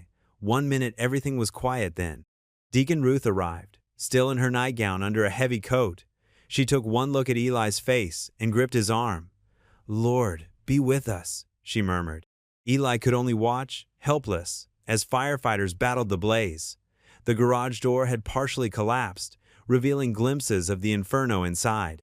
Tools he'd collected over decades, diagnostic equipment bought with the pilot program advance, the children's artwork Maya had hung on the walls, all of it feeding the hungry flames. The fire chief approached, his face grave under his helmet. "Mr. Carter, we're doing everything we can, but the structure's compromised. Was anyone inside?" Eli shook his head numbly. "No. Locked up at 8, like always." Hours crawled by. The neighborhood gathered, offering silent support as they watched their community anchor burn. Around 3 a.m., the flames finally surrendered to the relentless water, leaving behind a smoking skeleton of Eli's dreams. Dawn crept in with cruel clarity, revealing the full extent of the devastation. The roof had partially caved in, windows were blown out, and everything inside was charred beyond recognition. The mural on the side wall, the one with Tasha's face, was streaked with soot and water damage. "Daddy?" Maya's small voice cracked. "My prayer wall." Eli pulled her close, unable to find words of comfort. The wall where she'd pinned her hopes and dreams was now a blackened ruin. The fire inspector moved methodically through the wreckage, taking photos and making notes. "Initial assessment points to electrical failure," he said, but his tone suggested he wasn't entirely convinced. Then Mrs. Greer's sharp voice cut through the morning air. "Eli, over here!" Behind the dumpster, partially hidden but clearly visible in the growing light, crude words had been spray-painted on the wall, racial slurs and threats, too ugly to repeat. The inspector photographed them without comment, but Eli saw him exchange a knowing look with the police officer on scene. "We'll file a report," the officer said, his tone flat, routine, "but without witnesses or cameras." Eli's phone rang, his insurance agent. The conversation was brief and devastating. "Given the pending zoning changes and the nature of the incident, there may be coverage issues. We'll need to conduct a thorough investigation." Maya had found a partially burned sticky note near the entrance, its edges curled and black. Her small shoulders shook with sobs. Around 9, Victoria's name appeared on his caller ID. Eli stepped away from the crowd to answer, his throat tight. "Eli, I just heard." Her voice was strained, professional. "I'm so sorry, but given the circumstances, the board is insisting we pause the pilot program until this is resolved." The words hit him like physical blows. Everything they'd built, everything they'd hoped for, up in smoke, just like his garage. "I understand," he managed, though he didn't. "Not really. We need to assess the security implications, review our liability." She was using her CEO voice now, distant and formal. "Once the investigation is complete?" "Right," Eli cut her off, unable to bear more corporate speak. "Thank you for letting me know." He ended the call and stood there, surrounded by the ruins of his life's work. The morning sun climbed higher, highlighting the water damage, the collapsed roof, the hateful words on the wall. Behind him, he could hear Maya crying softly into Mrs. Greer's shoulder. The acrid smell of smoke still hung in the air, mixing with the morning dew. Fire hoses lay snaked across the wet pavement like fallen branches after a storm. A small crowd of onlookers had gathered behind the yellow police tape, their whispers carrying on the morning breeze. Deacon Ruth stepped up beside him, her presence solid and steady. She didn't offer empty words of comfort or try to find a silver lining. She simply stood with him, bearing witness to the destruction of more than just a building, the destruction of a dream that had just begun to take flight. The weight of what he'd lost pressed down on Eli's chest like a physical thing. The garage had been more than his livelihood. It was his father's legacy, his daughter's future, his community's anchor. Now it stood in ruins, and with Victoria's call, even the hope of rebuilding through the pilot program had crumbled to ash. The morning sun couldn't pierce the heavy gray clouds that hung over the charred remains of Eli's garage. Yellow police tape fluttered in the breeze, marking off the building like a crime scene. The acrid smell of smoke still clung to everything, making throats raw and eyes water. Eli stood at the edge of the tape, his shoulders slumped under the weight of his work jacket. The front wall was blackened, windows shattered from the heat. Water from the firefighters' hoses pooled in the parking lot, reflecting the devastation like dark mirrors. Maya sat on the curb nearby, carefully smoothing out the few sticky notes she'd managed to salvage from her prayer wall. Most had burned away to ash, years of hopes and dreams gone up in smoke. Her small fingers trembled as she tried to piece together a torn corner, her bottom lip quivering. "Watch your step there," a firefighter called out, picking his way through the debris. He carried a clipboard and wore a grim expression. "The structure's not stable. We'll need a full inspection before anyone can go inside." Eli nodded numbly. He'd been standing there for hours, watching investigators come and go. They'd found something behind the dumpster. Ugly words spray-painted in the darkness. The police had photographed it, but their shrugs told him all he needed to know about their expectations for justice. "Eli!" Deacon Ruth's voice came soft but steady behind him. She placed a warm hand on his shoulder, its familiar weight grounding him slightly. "Come sit with me a minute." He let her guide him to a nearby bench, his legs heavy. Ruth settled beside him, her presence solid and reassuring as always. She didn't rush to fill the silence with empty comfort or false promises. Instead, she reached for his hand and held it firmly. "I don't know if I can start over again," Eli whispered, his voice rough. Everything we built. Everything I wanted to give Maya. The Lord knows your heart, Ruth said quietly. She watched Maya arranging her saved sticky notes with careful determination. And that little girl? She's got your strength, Eli, more than you know. What if this is a sign? The words tumbled out before he could stop them. Maybe I was reaching too high, getting ahead of myself with all these plans and contracts. Ruth turned to face him fully, her eyes sharp with conviction. Now you listen to me, Eli Carter. The devil didn't burn down your garage because you were failing. He did it because you were succeeding. She squeezed his hand tighter, her voice dropping to a fierce whisper. Let's pray together. Not for answers right now, but for strength to keep standing.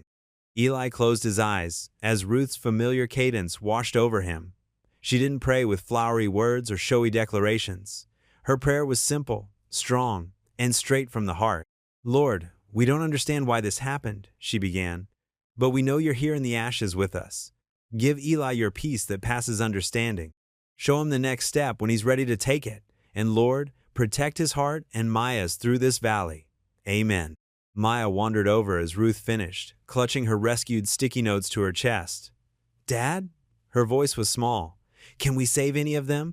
Eli pulled her close, breathing in the lingering scent of smoke in her hair. I don't know, baby, but we saved these ones, didn't we? She nodded, carefully showing him the papers. One read, Help Daddy smile more. Another, Make our garage the best in town. The sight of her childish handwriting, still believing in possibilities, made his throat tight. Throughout the day, neighbors stopped by. Mrs. Greer brought coffee and sandwiches. Church members offered spare tools, temporary workspace, whatever they could think of. But Eli barely heard their kind words. His mind kept circling back to Victoria's phone call, how quickly the pilot program had been paused. All that talk of expansion, of statewide opportunities, gone up in smoke, just like Maya's prayer wall. As evening approached, Ruth insisted on taking Maya for the night. You need some quiet time, she said firmly. To think and pray. She can bunk with my granddaughter. Maya hugged him extra tight before leaving. We can make new sticky notes, she whispered. I still remember all my prayers. Now, in his silent kitchen, Eli sat with a cold cup of coffee, staring at Tasha's picture on the wall. Her smile seemed to ask questions he couldn't answer. What would she say about all this? Would she tell him to fight or to fold?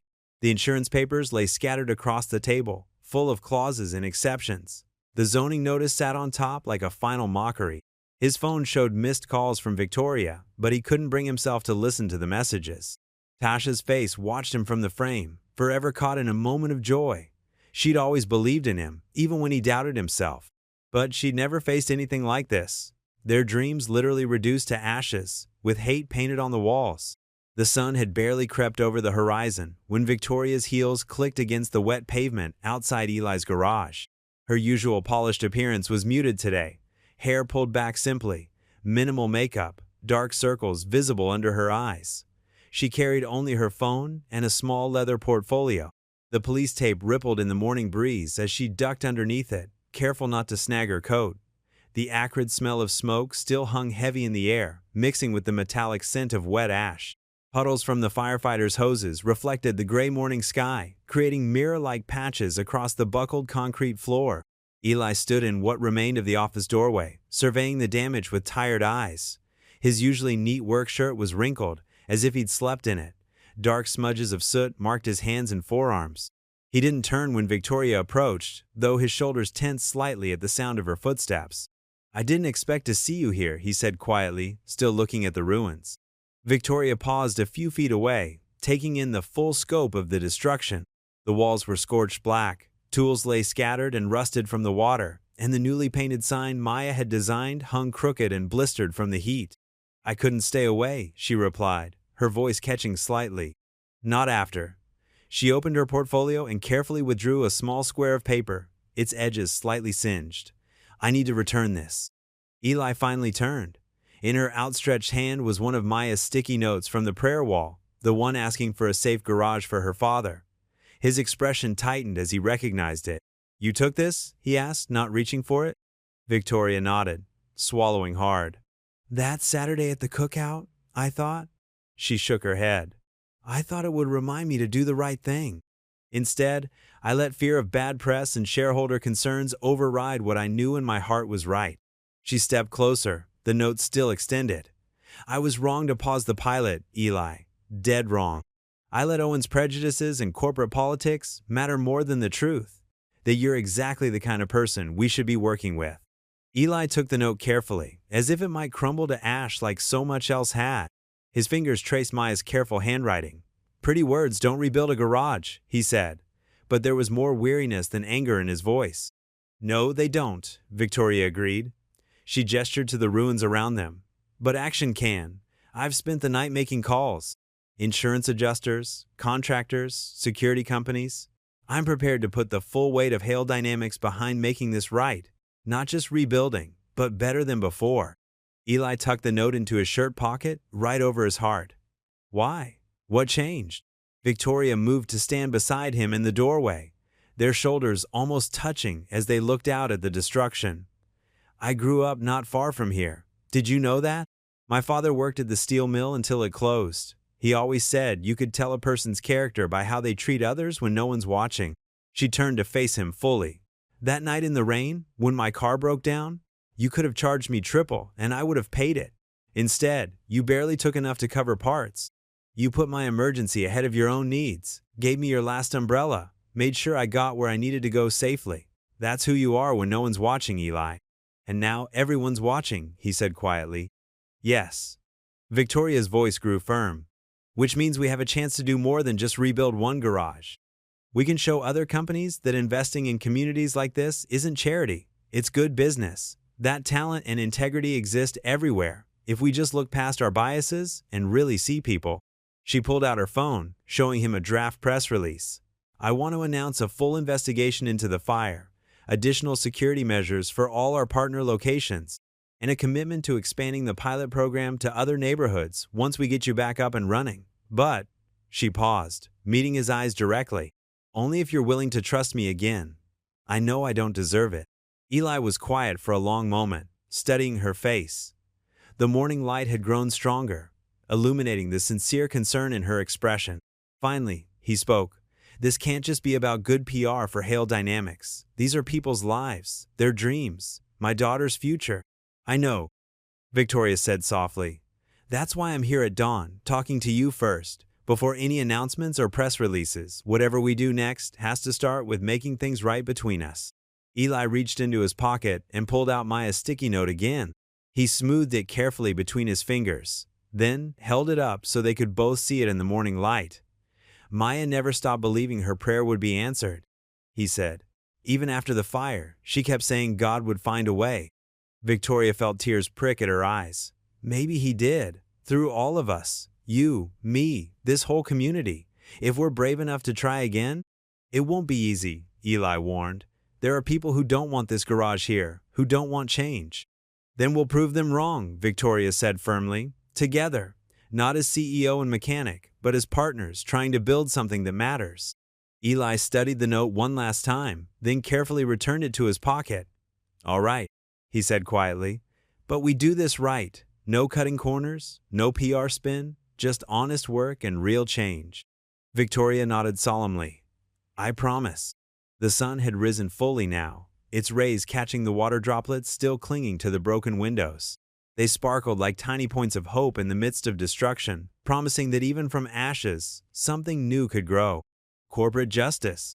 Victoria sat behind her desk, her fingers drumming against a manila envelope. The morning sun streamed through the floor-to-ceiling windows of her corner office, casting long shadows across the polished hardwood floor. Her usual stack of reports lay untouched, her coffee gone cold. The door opened, and Owen strode in with his characteristic confidence, straightening his tie. Victoria, good morning. I've got those risk assessment numbers you wanted for the Briggs transition. Sit down, Owen. Her voice was steel wrapped in silk. He paused, catching something in her tone that made his smile falter. Slowly, he lowered himself into one of the leather chairs facing her desk. I had an interesting conversation with Mrs. Greer yesterday, Victoria said, opening the envelope. Fascinating woman, retired school teacher. She's lived in that neighborhood for 50 years and knows every inch of it, including where all the security cameras are. Owen's face remained neutral, but his fingers tightened slightly on the armrests. I'm not sure I follow. Victoria spread several grainy photographs across her desk. They showed a man in dark clothing approaching Eli's garage late at night. The timestamps matched the fire. This is Derek Winters. He works for a demolition company that subcontracts exclusively with Briggs Automotive. Want to explain that? Anyone can hire a contractor, Owen said smoothly. If someone from Briggs was involved in this unfortunate incident, I'm sure they acted without corporate knowledge. Victoria pulled out another photo, this one showing Owen himself meeting with the same man behind a restaurant 3 days before the fire. Really? Because this looks an awful lot like corporate knowledge to me. The color drained from Owen's face. Victoria, let me explain. I've already heard the explanation, she cut him off. Mrs. Greer had more than pictures. She had audio from the cafe next door's security system. Something about clearing out the undesirables and making way for progress. Ring any bells? Owen leaned forward, dropping his voice. Look, you have to understand. That neighborhood is dragging down property values. Briggs offered a clean solution. They get the contract. We get better optics. Everybody wins. Everybody except the actual human beings who live and work there, Victoria said, her voice sharp. The families who've been there for generations. The small business owners like Eli who are the backbone of that community. They're not our demographic, Owen insisted. Our shareholders expect us to operate legally and ethically, Victoria snapped. She pressed a button on her desk phone. Security is on their way up, Owen. So are the police. The DA is very interested in the connection between Briggs, the demolition company, and that convenient zoning change that was pushed through last month. Owen's face twisted. You're making a mistake. This is business, Victoria. Just business. No, she said, standing as 2 security guards entered the office. This was arson. This was conspiracy. This was an attack on people's livelihoods and lives. And it stops now. You can't do this, Owen said, his polished veneer cracking as the guards approached. I built half the relationships this company depends on. Consider them officially dissolved, Victoria said. She nodded to the guards. Please escort Mr. Briggs out. The police are waiting in the lobby. Owen struggled to his feet, straightening his jacket with trembling hands. You'll regret this. The board won't stand for. The board has already seen the evidence. Victoria cut him off. They're convening an emergency session this afternoon to formally terminate you and cancel all contracts with Briggs Automotive. Your credentials have been revoked, and IT is securing your accounts as we speak. The guards moved to either side of Owen. Through the glass walls of the office, Victoria could see other employees trying not to stare as their COO was led toward the elevators. In the distance, police sirens grew louder. Owen stopped at the door, turning back one last time. We could have been great together, Victoria. We could have transformed this company. Victoria met his gaze steadily. We already are transforming it, Owen, just not the way you planned. She watched as the guards guided him out, his shoulders finally slumping in defeat. Through her window, she saw police cars pulling up to the building's entrance. Mrs. Greer's words from yesterday echoed in her mind.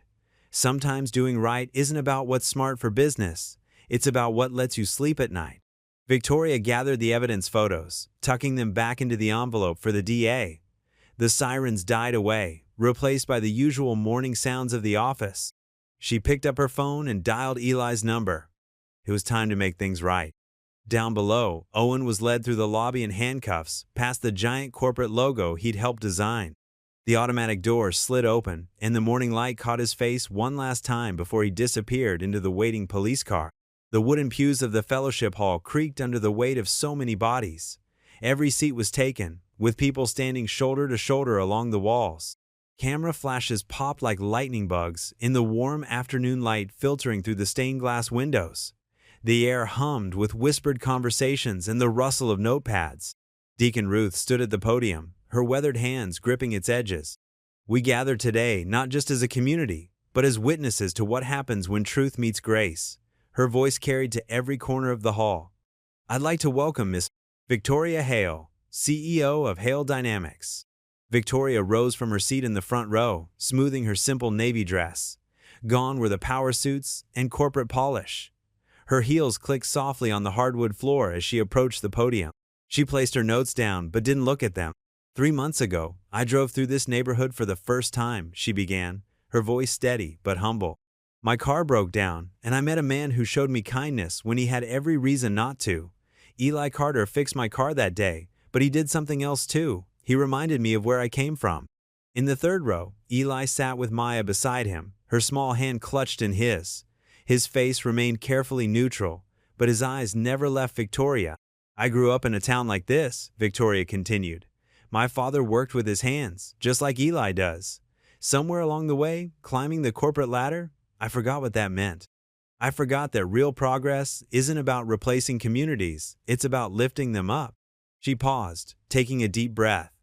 When Eli's garage burned, I made a terrible mistake. Fear of bad press and shareholder reaction led me to pause our pilot program instead of standing beside this community. I chose corporate caution over human decency. Mrs. Greer, sitting near the front, nodded slowly, her face stern but her eyes kind. The evidence we uncovered about the fire's true cause doesn't excuse my reaction to it. Today, I'm here to do more than apologize. I'm here to make things right. Victoria gestured to a series of boards that had been set up beside the podium. An aide pulled off the covering, revealing professional displays with graphs, photos, and bold text. I'm announcing the Carter Initiative, Victoria said, her voice growing stronger. Hail Dynamics is committing $50 million over 5 years to support minority-owned automotive businesses in underserved communities across the country. This includes direct grants, training programs, and guaranteed service contracts. A murmur rippled through the crowd. Several reporters began scribbling furiously. But that's just the start, Victoria continued. Here in this community, we're rebuilding Eli's garage, not just as it was, but as a flagship training center for the entire program. The property deed will be protected through a community land trust, ensuring it can never be pushed out by development. Maya bounced in her seat, tugging at her father's sleeve. Eli squeezed her hand, his throat working as he swallowed hard. Additionally, we're establishing the Tasha Carter Memorial Scholarship. Victoria's voice softened as she looked directly at Maya. A full ride for engineering studies, available to students from this community who show the same spirit of innovation and service that I've seen in Maya Carter. Tears welled in Maya's eyes as she buried her face in her father's arm. Around them, several church members reached over to pat their shoulders. Victoria gripped the podium tighter. Words are easy, promises are cheap, but change, real change, requires action, accountability, and most importantly, it requires us to face our failures honestly. She turned to look directly at Eli. Mr. Carter, I failed you in this community. I am deeply, truly sorry. The silence in the hall was absolute. Even the reporters had stopped writing, all eyes moving between Victoria and Eli. Slowly, Eli stood. Maya rose with him, still holding his hand. He walked to the podium, his work boots quiet on the floor, and for a moment, he just looked at Victoria. The whole room seemed to hold its breath. My late wife, Tasha, he began, his voice rough with emotion. She used to say that true forgiveness isn't about forgetting what happened. It's about choosing to build something new from the broken pieces. He cleared his throat. What happened to our garage hurt. The pause and support when we needed it most. That hurt too.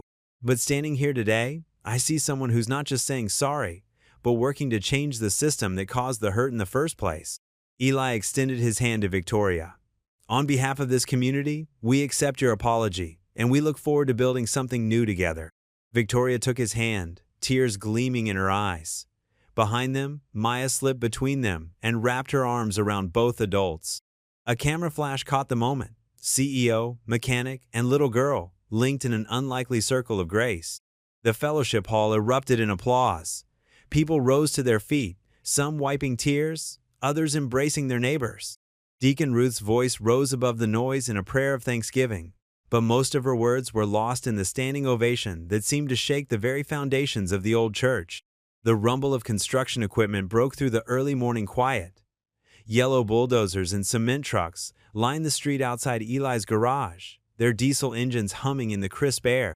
Workers in hard hats clustered around blueprints spread across a folding table, while others marked measurements on the ground with bright orange spray paint. Eli stood at the edge of his property, coffee cup warming his hands, watching as the crew began clearing away the fire-damaged sections of the building. Maya bounced on her toes beside him, clutching her engineer's notebook and a fresh pack of colored pencils, a gift from Victoria. Look, Dad, they're using the crane just like in my textbook, Maya pointed as the massive machine swung into position. She quickly sketched the scene, her pencil flying across the paper. Mrs. Greer walked over from her house next door, carrying a tray of fresh muffins. My word, I haven't seen this much excitement on our street since they repaved it in '82. She handed out breakfast to the grateful workers, who tipped their hard hats in thanks. The site supervisor, a woman named Carmen, approached with a thick envelope. Mr. Carter? These just came from Hale Dynamics' legal team. The property deed protections you requested, all signed and notarized. Eli took the envelope with careful hands. Inside were documents ensuring his garage couldn't be bought out or rezoned without his explicit consent.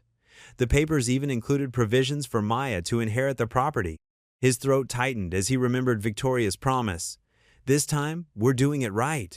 Throughout the morning, delivery trucks arrived one after another. New diagnostic computers, professional-grade tool sets, and 2 state-of-the-art vehicle lifts were carefully unloaded.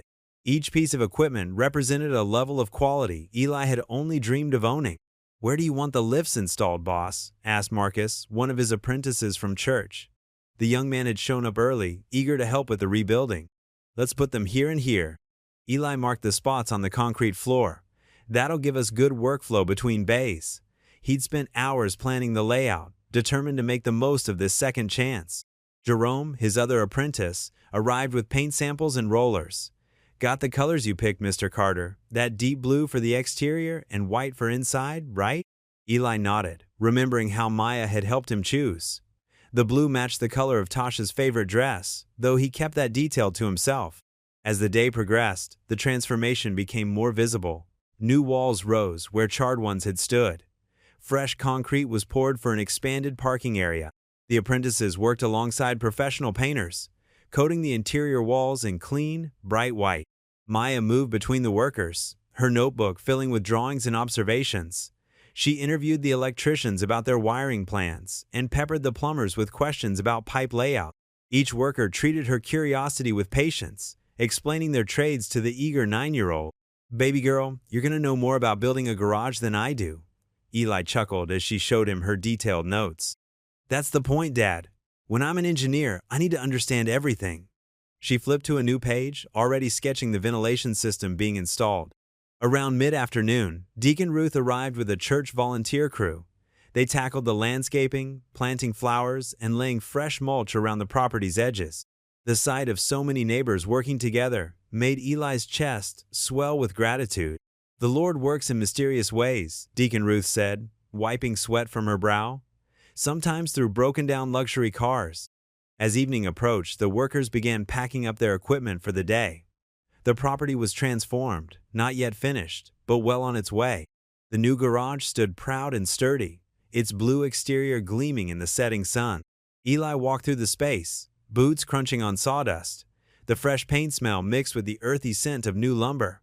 Overhead, modern LED lights cast a bright, clean glow across the workspace. The new lifts stood like sentinels, ready for their first vehicles. Maya trailed behind him, adding final notes to her journal. "Dad, look!" She held up a detailed drawing of the garage, complete with measurements and labels.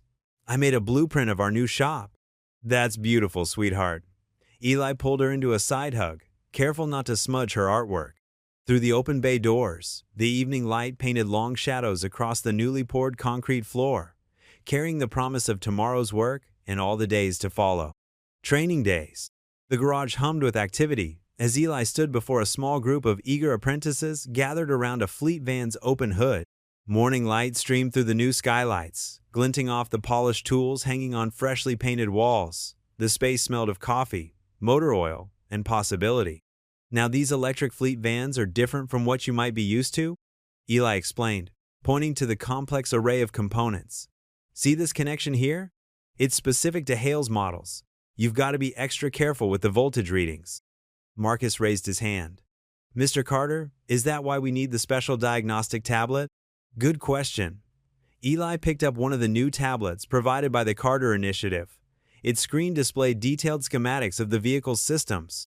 "These tablets connect directly to the van's computer. They'll tell you exactly what's wrong, but," he paused for emphasis, "you can't rely on technology alone. You need to understand what you're looking at." The 6 apprentices nodded, scribbling notes. They were a diverse group, 2 women, 4 men, ranging from barely 20 to mid-40s.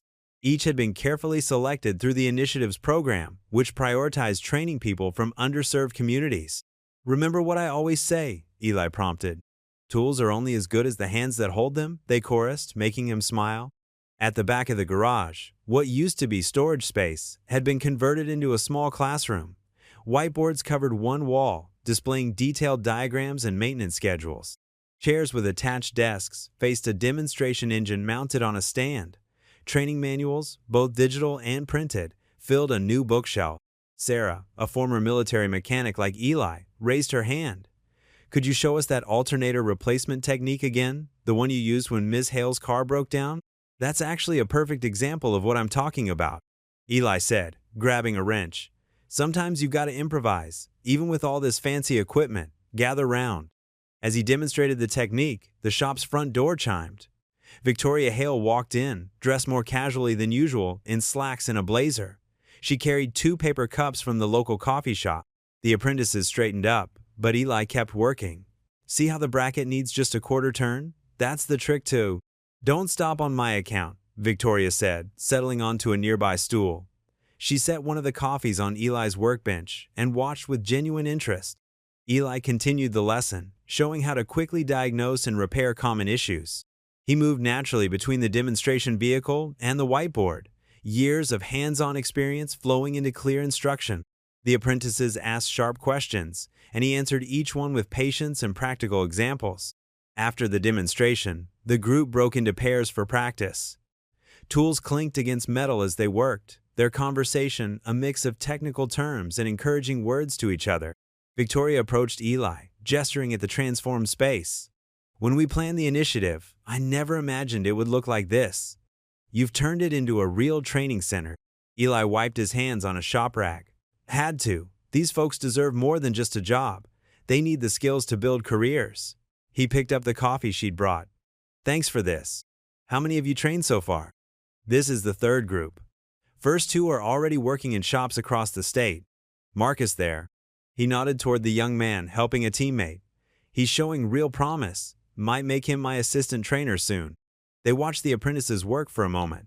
Through the open bay doors, the sound of scaffolding being assembled caught their attention. Artists were preparing to continue work on the new mural outside. "Want to take a look?" Eli asked. They stepped out into the warm air. The mural was taking shape on the garage's exterior wall, half finished but already striking. The original tribute to Tasha remained at the center, her nurse's uniform detailed in soft blues and whites. Around her, new figures were being added. Eli teaching a group of mechanics, Maya with her wind turbine, community members working together. Victoria sipped her coffee. "It tells quite a story." "The whole neighborhood does," Eli replied. "Always has. Now maybe more people will see it." Inside, they could hear Marcus explaining a repair technique to his partner, his voice confident and clear.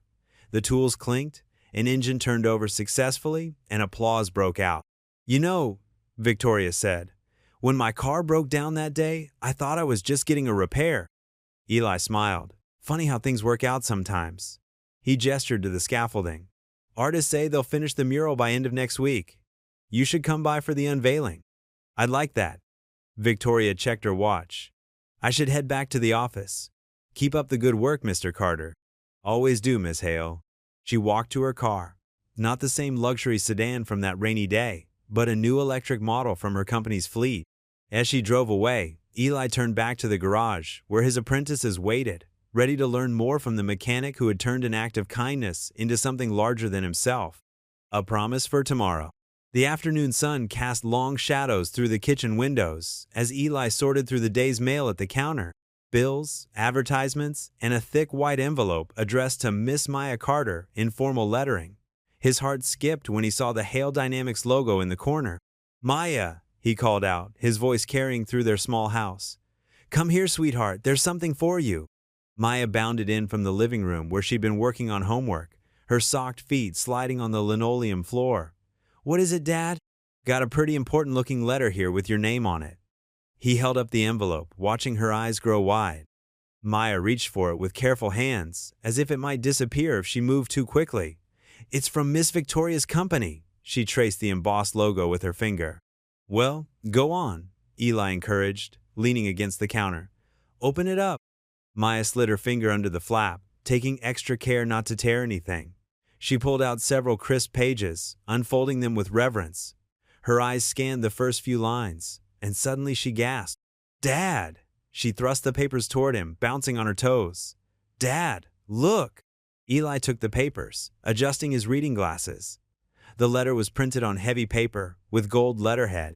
Dear Miss Carter, in recognition of your exceptional promise in engineering and mathematics, Hale Dynamics is pleased to offer you a guaranteed full scholarship to the engineering program of your choice upon completion of your high school education.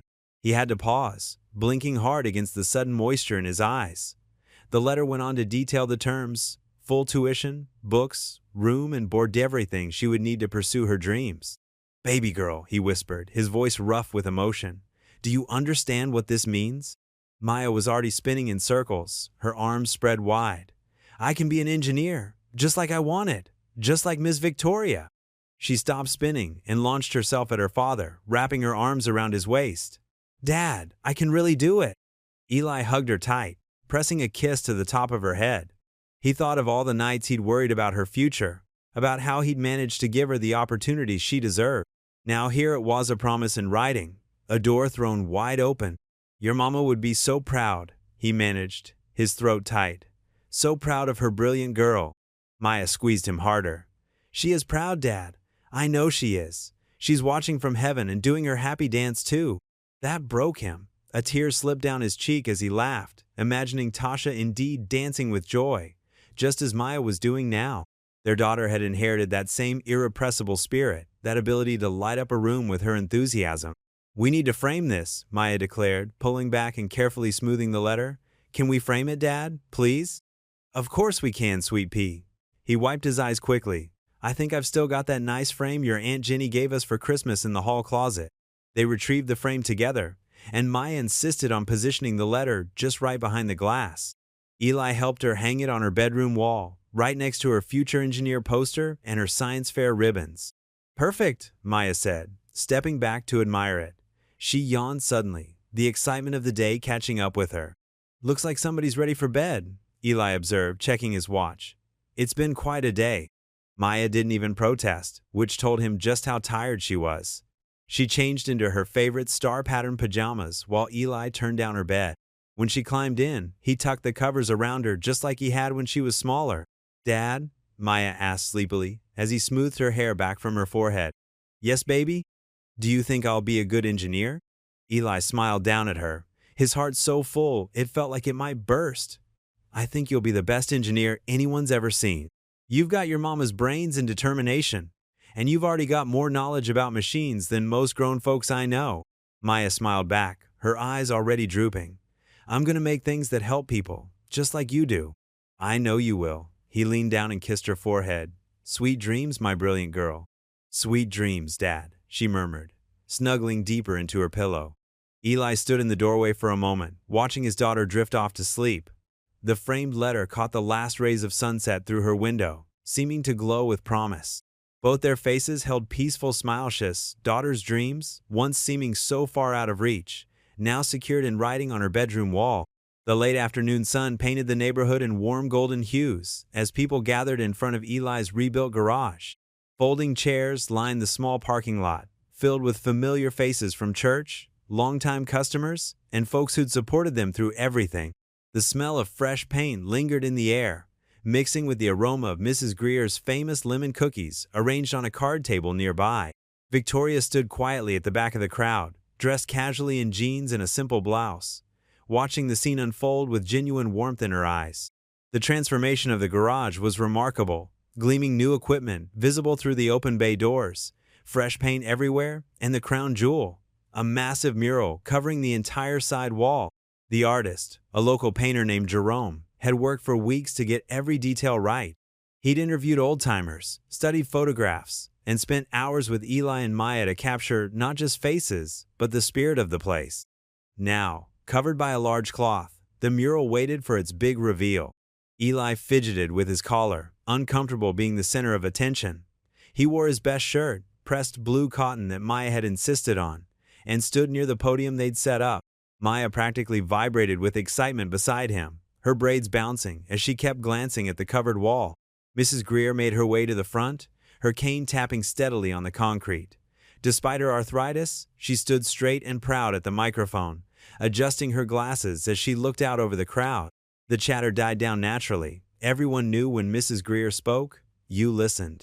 Some folks say progress means forgetting, she began, her voice clear and strong. They want to tear down the old to make way for the new.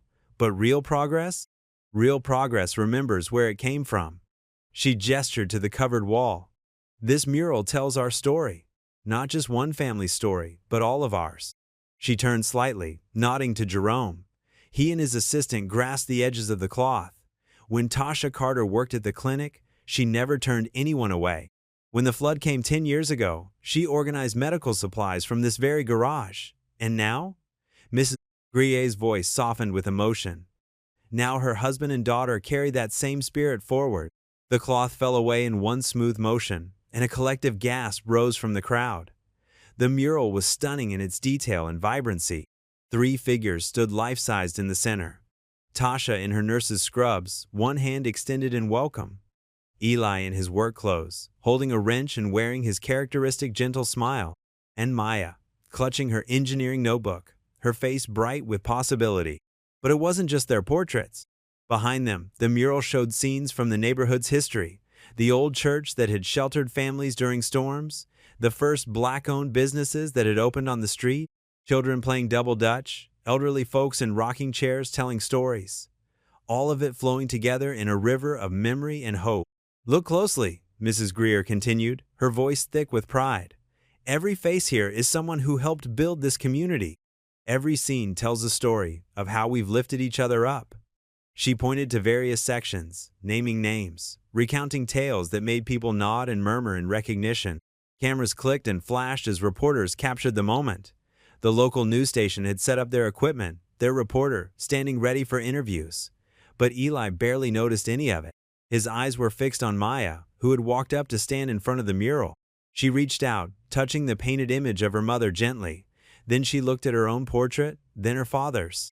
The artist had captured something profound in how the 3 figures related to each other. Tasha's legacy of care flowing through Eli's steady presence and into Maya's bright future. The sunlight caught Maya's face as she beamed at her painted self, and for a moment, Eli saw double. His little girl and the young woman she was becoming, both present in that single radiant smile. His chest felt too full, remembering all the nights she'd added prayers to her wall, all the times she'd insisted things would work out. Mrs. Greer was still speaking, but now she was talking about the Carter Initiative, about how one act of kindness had sparked a change bigger than anyone could have imagined. She spoke about how the mural would remind everyone that real progress didn't mean erasure, it meant building on foundations of love and community. The crowd broke into applause as she finished. People began to mill around, taking photos, pointing out details in the mural, sharing memories. But Maya stayed rooted in her spot, looking up at the 3 faces that meant everything to her. Eli moved to stand beside her, placing a gentle hand on her shoulder. She leaned into him without taking her eyes off the mural. "Dad?" she whispered. "Do you think Mom would be proud of us?" Eli swallowed hard, remembering Tasha's laugh, her determination, her way of seeing the best in everyone. He looked at their portraits, at how the artist had somehow captured the connection between all 3 of them, painted in colors that seemed to glow with inner light. "Baby girl," he said softly, "she always was proud of us, and she always will be." The cameras kept flashing around them, documenting the moment for news stories and archives. But father and daughter stood quietly together, bathed in the warm light of the setting sun, their painted selves watching over them with eyes full of promise. The smell of Mrs. Greer's lemon cookies wafted through the air as people lined up for refreshments. Someone started playing music from a portable speaker, old gospel tunes that had Deacon Ruth swaying in her seat. The neighborhood was alive with celebration. But here, in this small space between reality and art, Maya and Eli shared a moment of perfect understanding with the painted figure of Tasha, their past and future connected in strokes of vivid color on the wall of a garage that had become so much more than just a place to fix cars. The morning sun streamed through the newly installed windows of Eli's garage, casting long rectangles of light across the polished concrete floor. The scent of fresh coffee mingled with the familiar notes of motor oil and rubber. Everything gleamed. The lifts, the tool chests, even the waiting area furniture still wrapped in protective plastic. Eli stood in the doorway of his office, taking it all in. The space felt both familiar and completely new, like putting on a carefully tailored version of his favorite work shirt. His fingers traced the edge of the new sign on his door. Eli Carter, head trainer, Carter Initiative. The words still made his heart skip a beat. Maya sat at the front desk, carefully arranging pins and clipboards. She'd insisted on coming in early to help set up for the first official day, wearing her junior manager badge with solemn pride. She'd created a detailed checklist for opening procedures, complete with little boxes to tick off. "Time check, Dad," she called out, tapping her watch. "First appointment in 20 minutes. The two apprentices, James and Marcus, were already doing their morning safety checks, moving through the bay with practiced efficiency. They wore crisp new uniforms with the garage's logo, Maya's design, featuring a wrench and a rising sun. "Looking sharp, fellows," Eli said, walking through to inspect their work. He adjusted a gauge here, tweaked a setting there, but mostly nodded in approval. These young men had learned fast, and their eagerness showed in every careful movement. At precisely 8 o'clock, the phone rang. Maya answered with the new greeting they'd practiced. "Carter Automotive Services, Maya speaking. How may we help you today?" Her professional tone made Eli smile. She sounded just like her mother used to when answering calls at the clinic. The familiar rumble of a diesel engine approached outside. Through the open bay door, Eli saw a pristine Hale Dynamics delivery van pulling up, right on schedule. The driver, an older man named Gerald, eased the vehicle carefully into position. "Welcome to the new digs," Eli called out, walking over to greet him. Gerald stepped down from the cab, whistling as he looked around. "Sure cleaned up nice, Mr. Carter," Gerald said, shaking Eli's hand. "Mighty nice indeed. Been looking forward to getting my regular maintenance done here instead of crossing town." Victoria appeared quietly in the doorway, connecting to the office suite, coffee cup in hand. She'd insisted on having a small workspace here to oversee the initiative's launch, though Eli suspected she mostly wanted to witness this moment. She caught his eye and gave a small nod, staying in the background. "James, you're up," Eli called. The young apprentice stepped forward, clipboard ready. "Show me what we discussed in training." James moved with confidence, walking Gerald through the inspection checklist. His voice was clear and professional as he explained each step of the maintenance process. Marcus prepared the bay, laying out tools with methodical precision. The morning light filled the space as they worked, highlighting the new equipment and the careful organization of every workspace. Through the windows, Eli could see neighbors walking past, some waving, others stopping to peer in with approval at the transformation.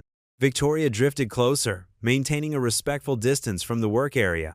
Her presence was different now. Not the wary CEO who'd first broken down in front of his shop, but a quiet ally watching her investment in the community bear fruit. The team moved like a well-oiled machine. James handled the inspection. Marcus assisted with the maintenance tasks, and Eli supervised, offering gentle corrections when needed. They'd practiced this choreography for weeks, refining their movements until everything flowed smoothly. Maya kept busy at the front, processing paperwork with careful attention to detail. She designed a filing system that even Victoria had praised for its efficiency. Every now and then, she'd glance up to watch the work in progress, her eyes bright with pride. The morning passed quickly. Gerald chatted with Maya while waiting, sharing stories about his routes and commenting on how the neighborhood had changed over the years. The smell of fresh coffee and Mrs. Greer's morning pastries, she'd insisted on providing refreshments for opening day, filled the waiting area. As the maintenance work concluded, James walked Gerald through the service report, explaining each item clearly. Marcus did a final safety check, and Eli performed the last inspection, signing off on the work with satisfaction. "How's she feeling?" Eli asked as Gerald climbed back into the cab. The engine purred to life, running smoother than when it had arrived. Gerald's face broke into a wide smile. "Like new, Mr. Carter. Like new." The van pulled out slowly, Gerald giving a friendly honk as he merged back into traffic. Eli watched it go, feeling a deep sense of rightness settle in his chest. This was more than just fixing engines. It was about building something lasting, something that mattered. James and Marcus were already cleaning up, resetting the bay for the next appointment. Maya updated the computer system with the completed service record, her fingers flying over the keyboard. The morning sun had climbed higher, and the day was properly underway. Victoria stepped forward finally, coffee cup empty. Well done, she said simply, but her eyes were warm with approval. She'd seen exactly what she'd hoped for. Not just competent service, but genuine care and pride in the work. The sunset painted the sky in deep oranges and purples as the last customer's car pulled away from the garage. The day's work was done, but the warmth of success lingered in the air like the afterglow of the setting sun. Eli wiped his hands on a clean shop rag, his shoulders relaxed despite the long hours. Victoria's heels clicked on the concrete as she approached from her parked car. She'd changed from her usual business attire into something more casual, a simple blouse and slacks, but she carried herself with the same quiet confidence. "Quite a first day," she said, stopping beside him to watch the sky change colors. 7 fleet vans serviced, 3 oil changes, and 2 tire rotations. Eli nodded, a hint of pride in his voice. The apprentices handled themselves well. They stood in comfortable silence for a moment, both thinking about the journey that had brought them here. The newly painted wall of the garage caught the last rays of sunlight, making the mural's color seem to glow. "You know," Victoria began, her voice softer than usual, "I've been thinking about that first day in the rain. I was so focused on getting to my next meeting, seeing this neighborhood as just another problem area to avoid." She shook her head. "I had no idea the broken-down car would teach me so much." Eli turned to face her, leaning against the garage door frame. "What do you mean? I thought I was being generous, offering that first contract. Like I was doing you some grand favor." Victoria laughed quietly. "But you showed me that real change isn't about one-time gestures or PR moves. It's about changing the whole system." "To be fair," Eli said, "I was pretty suspicious of your motives at first." "You had every right to be." Victoria's eyes traveled over the new security cameras, the improved lighting, the fresh paint. "But you taught me something important, that compassion has to be built into the foundation of how we do business, not just sprinkled on top when it looks good." Eli nodded slowly. "You know what meant the most? When you came back after the fire. When you admitted you were wrong about pausing the pilot." He adjusted his cap, a habit when talking about difficult things. "That took real courage." "I almost didn't," Victoria admitted. "Owen and the board were pushing hard for me to cut ties, protect the company's image. But I kept thinking about Maya's prayer wall, about that sticky note asking for a safe garage for her dad." She smiled. "Sometimes the simplest prayers show us what really matters." "Speaking of Maya," Eli said, "she's already planning her college engineering projects, that scholarship. It's going to change her whole future." "She earned it," Victoria said firmly. "Just like you earned this." She gestured to the garage. "Though I have to thank you too." "Thank me? For what?" "For believing in me even after I let you down. For showing me that second chances work both ways." Victoria's voice carried a weight of sincerity. "I grew up not far from here, you know. Spent years trying to polish away where I came from. But watching you, your dignity, your commitment to this community, it reminded me that success doesn't have to mean leaving your roots behind." Eli straightened up, keys jingling in his hand. "Well, sometimes roots need watering to grow stronger. What you did with the Carter Initiative, protecting these deeds from developers, creating real opportunities, that's not charity. That's justice." The first streetlight flickered on, casting a warm glow over the parking lot. Others followed, one by one, like stars appearing in the deepening dusk. "You know what Deacon Ruth told me?" Eli continued, moving to check the side door's lock. "She said sometimes God answers prayers by sending people who can fix broken systems, not just broken cars." Victoria smiled, following him as he made his final rounds. "Your Deacon Ruth sounds wise." "That she is." Eli tested the last lock. "Though she also says I need to learn to accept compliments better." "She's right about that too," Victoria chuckled. They reached the main entrance, where Maya's carefully lettered sign still hung in the window. "Grand Reopening Day." Below it, she'd added in smaller letters, "Thank you, Miss Hale." Eli inserted the key into the lock, the familiar motion carrying new meaning in this rebuilt space. Victoria stood beside him, both of them watching as the security system's little red light blinked on. "Ready for day 2 tomorrow?" she asked. "With better tools, trained apprentices, and guaranteed contracts?" Eli smiled. "I'd say we're ready for anything." The lock clicked shut, with a solid, reassuring sound. The garage stood quiet but full of promise in the growing darkness. A symbol of what could happen when kindness met opportunity. when business met compassion, when people chose to see beyond first impressions. More streetlights hummed to life around them, creating pools of warm light in the gathering dusk. Tomorrow would bring new challenges, new cars to fix, new apprentices to train. But tonight, they could pause and appreciate how far they'd come from that rainy afternoon, when a luxury sedan broke down in front of a small garage in a forgotten neighborhood. Maya stood in the freshly painted office of Carter's garage, her small hand smoothing out a bright yellow sticky note. The room still carried that clean, new paint smell, mixed with the familiar scents of motor oil and coffee that always reminded her of her dad. Afternoon sunlight streamed through the spotless windows, casting long rectangles of warmth across the pale blue walls. The designated prayer wall space looked enormous compared to the old one, a whole 8-foot section that her dad had specially prepared with a smooth finish. Maya had been saving this moment, waiting until everything felt just right to start the new collection of hopes and dreams. She reached into her backpack and pulled out a small box, handling it with the kind of care usually reserved for precious jewels. Inside, protected by tissue paper, lay the original sticky note, slightly singed around the edges but still readable. A safe garage for Dad. Victoria had returned it to them after the fire, and Maya had kept it safe ever since. "That's the perfect place to start," came Mrs. Greer's voice from the doorway. The elderly woman walked in slowly, her cane tapping softly against the new flooring. She carried a small stack of colorful sticky notes in her free hand. Maya beamed at her. "Did you bring some prayers to add, Mrs. Greer?" "Sure did, honey. Your daddy's garage isn't just about fixing cars anymore. It's about fixing hopes, too." Mrs. Greer settled into one of the comfortable chairs Eli had placed against the wall. With careful movements, Maya centered the original note on the wall. She stepped back, tilting her head to make sure it was straight. The slightly darkened edges of the paper seemed to tell their whole story: the fire, the fear, and finally, the miracle that came after.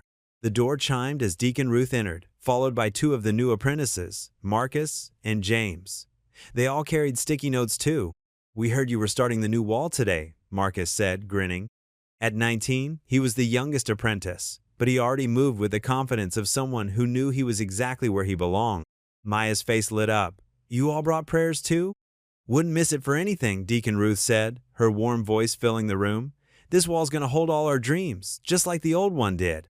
One by one, they began adding their notes. Mrs. Greer wrote about hoping more young people would learn trades. Marcus posted his prayer for becoming a certified mechanic. James added one about teaching his little brother everything he was learning at the garage. The door opened again, and more neighbors started filtering in. Word had spread through the tight-knit community that Maya was rebuilding her prayer wall. They came bearing sticky notes in every color imaginable, each one carrying a different hope, dream, or prayer. Miss Thompson from the bakery wrote about expanding her business. Mr. Rodriguez, whose taxi Eli had fixed countless times, added a note about his daughter's college dreams. Even little Sarah from next door contributed, her childish handwriting spelling out a wish for her mom to get better soon. Maya watched in wonder as the wall began to fill with color. Unlike her old wall, which had started as just her own prayers, this one was becoming a tapestry of the whole community's hopes from the very beginning. The original note at the center seemed to anchor all the others, reminding everyone that prayers really could be answered. "Look at that," came her dad's voice from behind her. Eli stood in the doorway, wiping his hands on a shop rag, his eyes soft as he took in the scene. "It's even better than before." Maya ran to him, wrapping her arms around his waist. "It's everybody's wall now, Dad, just like the garage is for everybody."